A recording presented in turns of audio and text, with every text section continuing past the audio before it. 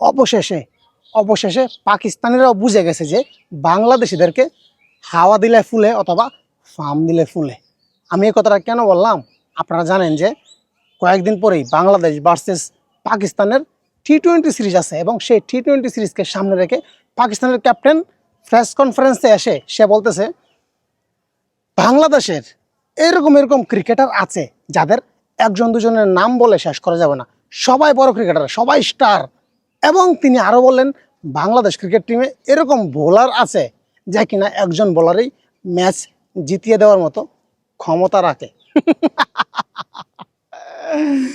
এই জন্য আমি বললাম যে পাকিস্তানের মানুষ বা পাকিস্তানের ক্রিকেটাররা বুঝে গেছে যে বাংলাদেশকে হাওয়া দিতে হয়, হাওয়া দিলে তারা ফুলে।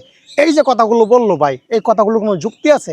বাংলাদেশের ক্রিকেটার নাকি সবাই নাকি স্টার, বাংলাদেশে নাকি এরকম বোলার আছে যারা নাকি একাই ম্যাচ জিতাতে পারে। তো আমার কথা হচ্ছে যদি এরকমই ভালো ক্রিকেটার থাকে, এত যদি ভালো বোলার থাকে, আমরা তো গত কয়েকদিন আগে আরব আমিরাতের সাথে লজ্জাজনকভাবে আমরা ম্যাচ হারছি, সিরিজ হারছি।